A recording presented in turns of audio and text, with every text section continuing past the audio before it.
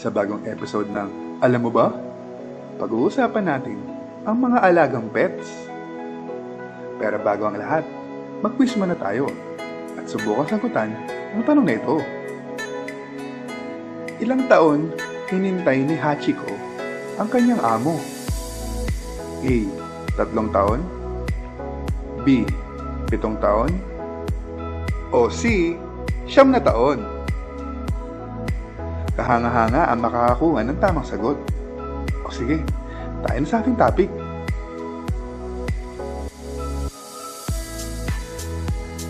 Lahat na siguro ng mga bata ay gustong magkaroon ng alagang hayop. Ang isa sa pinakamasayang karanasan at alaala ay ang pagkakaroon ng alagang hayop. Naalala ko pa na sisiw ang pinakaunang pet ko. Siya ay si Bino, na nakuha ko sa fiesta. Taon-taon, kada fiesta ay excited ang mga bata na manalo ng mga pets gaya ng sisiw, itik, at iba pa. Doon ako unang natuto mag-alaga at magmahal. Pero paano nga ba nagsimula ang mga tao na mag-alaga ng hayop o pet? Pinaniniwalaan na ang mga aso ang pinakaunang naging pet o alaga ng mga tao at maraming dahilan dito. Mabilis ang aso, mas malakas ang panga at mahusay sa pag-track ng ibang hayop. Sa makatuwid, maaari itong maging kapaki-pakinabang sa pangangaso at pagbabantay ng mga tungkulin. Sinasabing Paleolithic age pa lang ay may mga katibayan na ang tao ay may alagang aso dahil may mga paintings, carvings ang natagpuan ng mga arkeologo sa mga sinaunang campsite at libingan. Sa Mesopotamia, ang mga aso na kamukha ng kasalukuyang mastiff ay na-depict na kasama sa pag-hunt ng mga leon. Ang mga alagang hayop sa bahay ay madalas kasama sa mga eksena pag inilalarawan ang buhay ng isang pamilya sa sinaunang Ehipto. Mga aso na gamit sa pangangaso at ang mga aso na madalas na nakaupo sa ilalim ng upuan ng kanilang Panginoon o may bahay.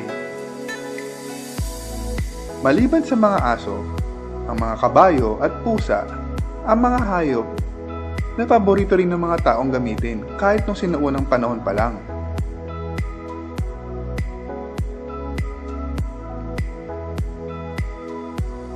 Alam mo ba na may mga tinatawag na exotic pets gaya ng jaguars, alligators, ocelots, unggoy, kinkajous, at iba pa? Bihira ang mga may-ari ng naturang mga alagang hayop na makapagbibigay ng pangunahing mga pangangailangan sa nutrisyon o tirahan ng mga hayop na ito dahil ang mga hayop na ito ay mga exotic o wild. Sila ay mainam na tumira sa kanilang natural habitat. Kaya karamihan sa mga hayop na ito ay madaling namamatay o ipapadala sa isang zoo. Bukod dito, pag nanguhuli ng mga baby o maliliit na exotic animals na itinuturing na pinakakanais-nais o in-demand na alagang hayop, madalas ang mga magulang nito ay pinapatay dahil lumalaban sila para maprotektahan ang kanilang supling. Kaya nagiging dagdag itong dahilan sa pagkaubos at pagka-extinct ng ibang mga hayop. Maraming mga bansa ang nagpasa ng mga batas upang pagbawalan ang pag-angkat ng mga endangered species bilang mga alagang hayop. Ngunit, andyan pa rin ang black market at patuloy itong laganap at umuunlad. Pag-usapan naman natin ang sikat na pet sa mundo. Siya si Hachiko ng Japan. Noong 1924, si Hidesaburo Ueno, isang propesor sa Tokyo Imperial University, ay dinala si Hachiko upang maniraan sa Shibuya, Tokyo bilang kanyang alaga. Alam mo ba, si Hachiko ay masugid na naghihintay sa kanyang amo na si Ueno sa Shibuya Station. Araw-araw, hinihintay niya ang pag-uwi ng kanyang amo.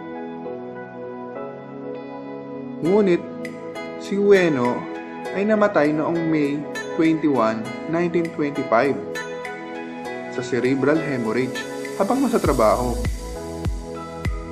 Pero sa kabila nito, si Hachiko ay patuloy pa rin naghihintay araw-araw doon sa Shibuya Station. Hanggang sa si Hachiko ay namatay 10 taon pagkatapos mamatay na kanyang amo noong Marso 8, 1935. Walang palyang naghintay si Hachiko sa kanyang amo. Si Hachiko ay pinatayuan ng ribulto sa Japan at naging simbolo ng katapatan at nakilala sa buong mundo. Naalala niyo pa ba ang palabas na A Dog of Flanders? Isa itong nobela na ginawang cartoons. Sobrang ganda nito at nakakaiyak. Ang A Dog of Flanders ay isang nobela noong 1872 ng English author na si Marie-Louise Delaramie.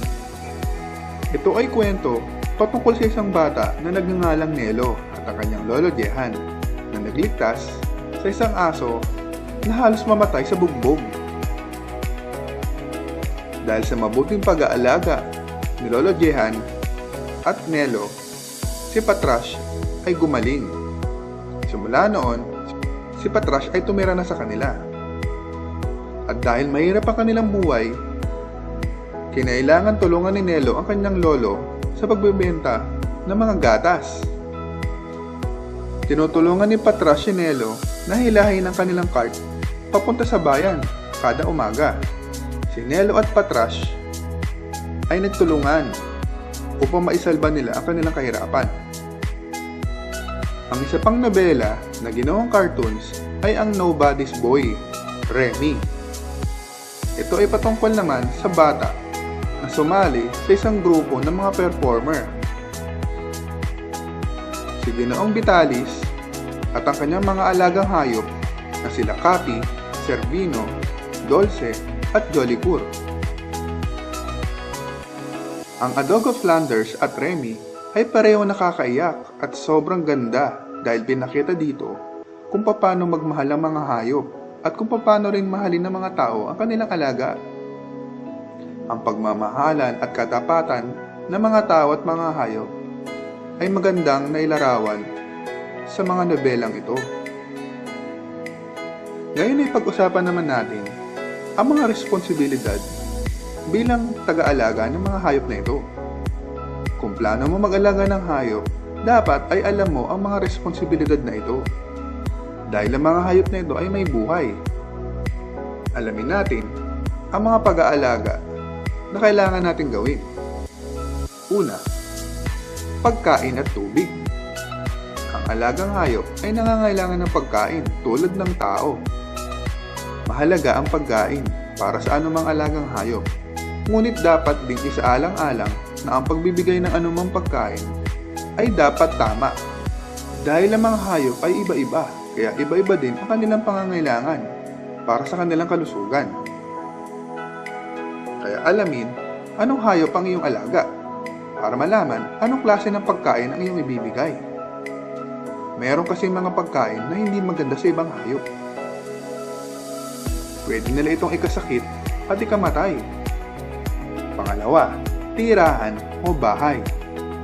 Huwag hayaan na kung saan-saan lang maglagi ang ating mga pets. O baka naman sila ay nasa labas lang ng bahay at walang silong o bubong. Kaya sila tuloy ay nakabilad sa napakainit na araw. O paggabi naman, ay magyeyelo sila sa lamig. Bilang iyong mga alaga, may karapatan sila sa isang ligtas at komportabling lugar na mapoprotektahan sila mula sa anumang pinsala. Ang mga alagang hayop ay kailangan maging ligtas din tulad ng mga tao. Pangatlo, hygiene at exercise. Ang pagligo sa mga alaga at pag-aayos ng mga ito ay kinakailangan. Mula sa pagputol ng mga kuko, pagsuklay ng kanilang buhok, mahaba ang listahan. Sa ganitong paraan, hindi sila kukutuhin, malalagasan ng buhok o gagalisin. Palagi pa sila malinis at mabango, kaya masarap silang yakapin o laruin. Dapat din, kumpleto sila sa bakuna. Tandaan, ang ehersisyo ay kinakailangan din ng mga alagang hayop upang maging malusog sila. Siguraduhin na ang iyong alaga ay nakakapag-ehersisyo araw-araw o hindi bababa sa 3 beses sa isang linggo. Ang isa pang mahalaga na ibigay sa ating mga alagang pets ay ang socialization. Ang mga alagang hayop ay kailangan makihalubilo rin. Masaya sila kapag nasa paligid sila ng ibang mga hayop. Bagaman, minsan ay nagiging agresibo sila. Ngunit karamihan, nasisiyahan sila sa kumpanya ng ibang panghayop. Gayon din, gusto nila ang lagi sila pinapansin o nilalaro. Kaya magkaroon ng kaunting oras sa iyong alaga. Naiinis at nag-aalala ang mga alagang hayop kapag madalas ay wala silang kasama. Kaya may posibilidad na ilabas nila ang kanilang inis o frustrations sa pagmuya ng sapatos o anumang bagay. Tandaan, hindi ka lang nila amo, kaibigan at pamilya ang turing nila sa'yo. Narito ang listahan para sa haba ng buhay ng mga alagang hayop.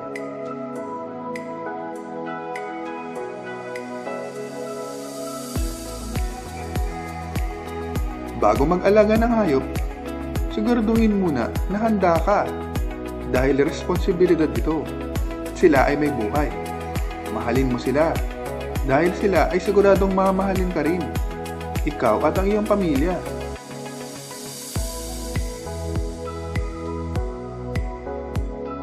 Nawa ay madami kayo natutunan at nag-enjoy sa mga kaalamang inyong napanood. Huwag kalimutang mag-like at subscribe para sa mga susunod pang kabilib-bilib at kahanga-hangang kaalaman. I-share niyo ang video na ito sa inyong mga mahal sa buhay. At kayo naman na magsabi ng tagline na, alam mo ba?